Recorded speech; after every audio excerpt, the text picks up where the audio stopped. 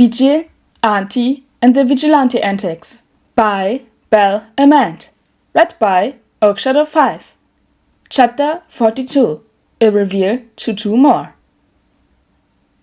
When Izuku wakes up, it's to bright lights and white walls. For a second, Izuku wonders if he's died and gone to heaven, or whatever afterlife there may be, and then discards the thought as ridiculous. Not the thought of him dying, but rather the thought that he'd go anywhere but the darkest pit imaginable.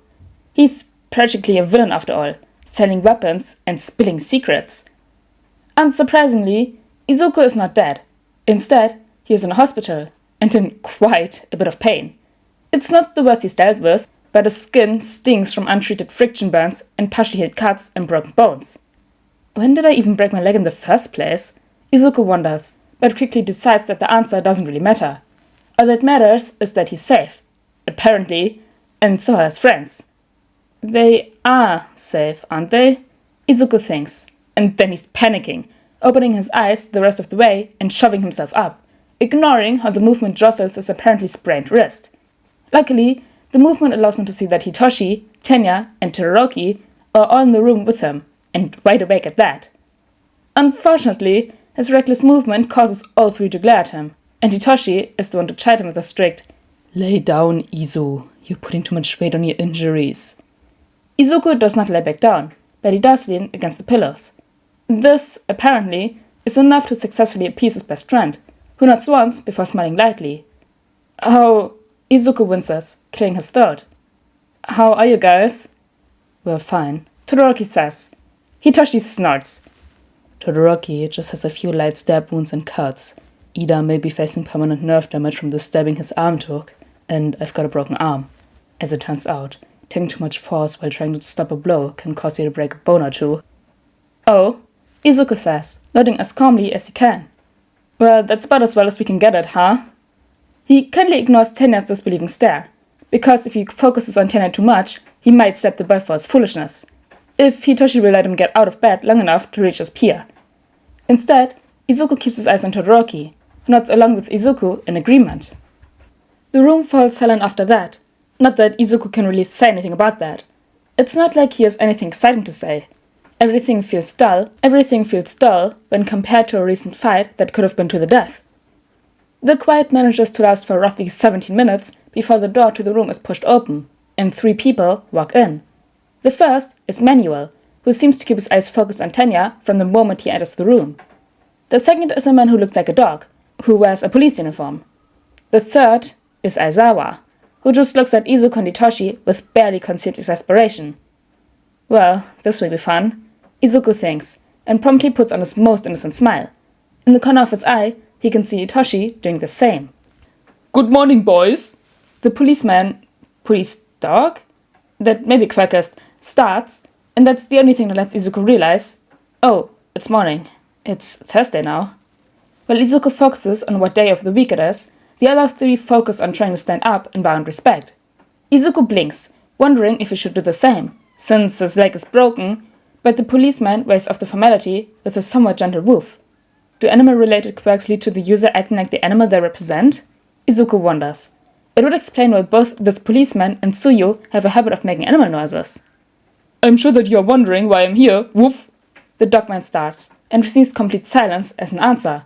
The man makes a soft noise, somewhere between a whine and a sigh, and Aizawa clears his throat.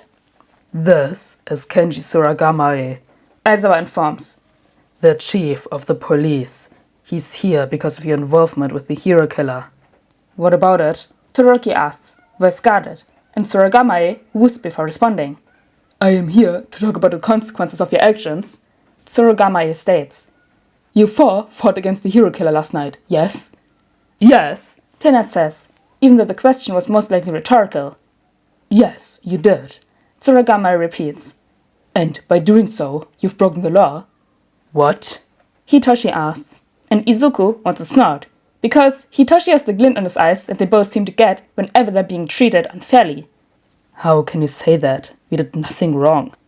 "You illegally used your quirks to apprehend Stain," Suragamae says, and Izuku feels the urge to stand up and say, "I didn't, and Hitoshi never got the chance to use his." Doing such a thing without licenses could mean getting expelled and ruining any chance you lot may have of becoming proper heroes. But we saved Native's life. And Ida's. We took down a villain, you mutt, so don't you dare! Todoroki! Izuku shouts. Perhaps we should let the chief finish speaking before saying anything unwise. He said could, after all. Precisely, Tsurugamae says, sending what Izuku interprets as a grateful look his way. All of these repercussions will only happen if it comes out that you four are the ones who took down Stain. Your other option is to let someone else take the credit, which will mean being able to continue on your path to being pros, but also means no one will know the truth of your involvement. And how would you do that? Todoroki asks, but his voice isn't quite so harsh as it was before. Eraserhead reported seeing the Vigilante duo at the crime scene. The police force chief says. While they weren't caught afterwards, we can state that the duo attacked Stain, then left you boys to clean up the mess. Native has backed up the statement. Aizawa says. He states that Vigil and Ante attacked Stain and managed to apprehend him before we could arrive. So, while we aren't sure that Vigil or Ante have any way to burn Stain, Kenji Tsuragamae starts, eyes locking onto Todoroki as he speaks. The duo have proven themselves to be quite unpredictable. No one will question such a defeat. Tsuragamae looks at all four boys, letting his gaze travel through the room. So, that gives you boys the option. Would you like to take credit and face legal repercussions, potentially ruining your future forever, or leave all of the credit to Vigil and Ante? Izuku looks at Hitoshi the moment the police chief stops speaking. Hitoshi looks right back, a standing conversation running between them. It's best to just put the fight on our vigilante record. Izuku hopes the message gets across when it hits his head to the right, the second option. But then we could get into legal trouble. We'd get off scot-free as it is, have not used our quirks. Hitoshi's eyes narrow, glancing over. It's us or them, and we never put ourselves first. We can get around this.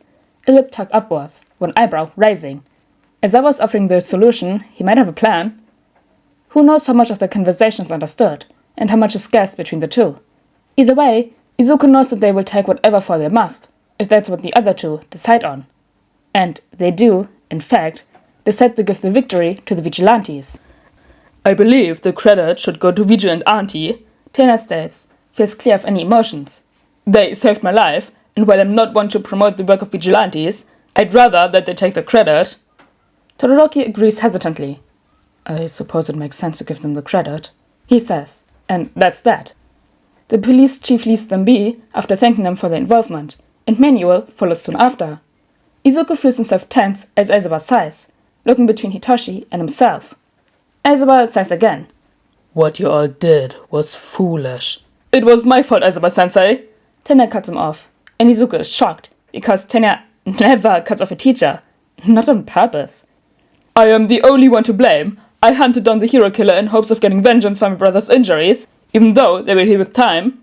This never would have happened if I had not raced in. The other three only came because I was there. So, please, do not scold them for my actions.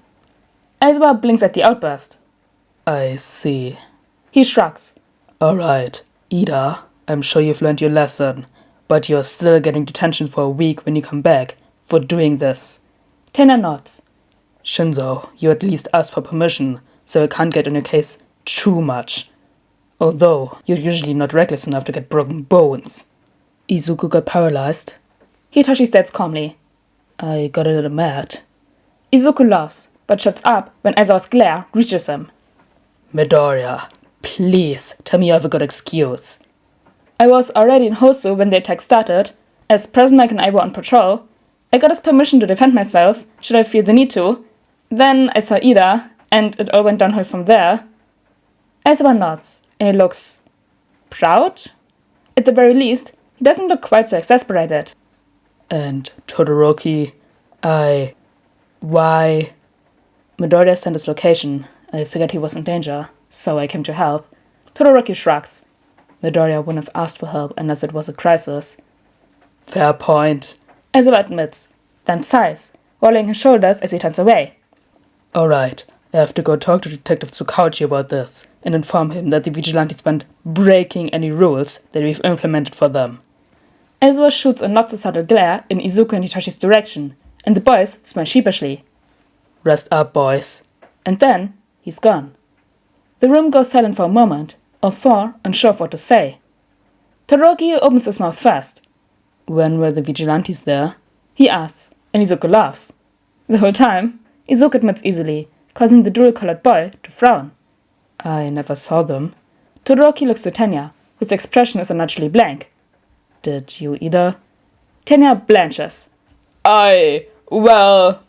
We're the vigilantes. Hitoshi says at last. Staying kind of out of this in front of Tenya? Izuku admits when Todoroki looks baffled. We're trusting you two to keep quiet about this, alright? Alright. Todoroki agrees easily, despite being the later of the two to know. Tenya is the one to be confused. You're admitting it that easily? He asks. Why? We trust you guys, Shinzo says. Besides, we can't really do any vigilantism anymore. I'd noticed that Vigil and Ante had disappeared all of a sudden. What's stopping you? Tenya asks. It's full of more questions to come. Long story short, Izuku starts. Well, as our sensei caught us, we had a good 5 years before he finally snagged us. We were really close to our apartment, but whatever. We were tired of running anyways, Hitoshi says casually. Yeah, running. You could have run forever. We're still sprinting, we just don't let them know it. Don't let them know how we're racing every day without taking a breather. So, he caught you? Todoroki asks. Then what? Nezuo gave us an ultimatum, since we're kids and all. We could go to jail, or we could enroll in UA as a sort of reformation program. So, when he said he got in on recommendations, Tenya starts. We were recommended to join for our own good. Izuku finishes. Nezuo thought we could become real heroes, and that was the goal, you know? We only became vigilantes so we could help people. We never caused issues. If you don't count selling weapons to criminals, or working as a part-time informant for the league itself. And they saw that, so we're here to become heroes, so we can help without causing legal issues. I see, Tenya says. Is that why Aizawa-sensei always calls you two problem children? I always assumed it was for your penchant for getting lost in the school. It's a big school, and it only happened a few times. Izuku interrupts, facing him up. Or your ability to get hurt for the sake of helping others. Okay, that one was valid, Hitoshi admits. But it's also because of the vigilantism. And the fact that we're his kids, Izuku adds with a smirk. And this causes Tenya and Todoroki to start coughing. Wait, what? Todoroki chokes out. I figured you were All Might's kid. I told you that wasn't true, Izuku points out calmly. But no, Aizawa is our legal guardian. May I ask why you couldn't be left with your own parents? Tenya asks hesitantly, and Izuku can feel the mood drop the moment he frowns and looks down. Hitoshi and we met each other in the orphanage. My mom died when I was 4, and my father had disowned me. My parents didn't want me. They thought my quirk was too villainous. Hitoshi adds. So we only had each other. Izuku continues. But that was fine, really? He ignores how his voice wavers, how he's still not looking them in the eyes. And we were like that until a few months ago, when Aizawa finally brought us in and found out that we were just kids. We're just two kids who didn't know what to do, but we wanted to help, and here we are, folks. He laughs. It's choked, and maybe he's choking on his own tears, but he won't admit it. And he won't admit that he collapses into Hitoshi's side when the boy moves to his bed, wrapping his arms around the one constant in his life.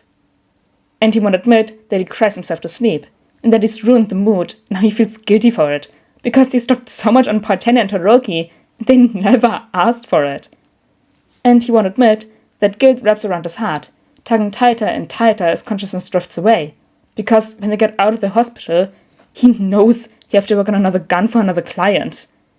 He won't admit a lot, not like he can anyways, when he's passed out on Hitoshi's shoulder.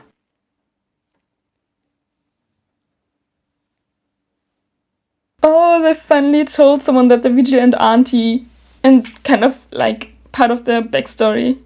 But anyways, guys, I hope you all enjoyed chapter 42 of Vigil, Ante and the Vigilante Antics, and I'll see you all next time. Bye!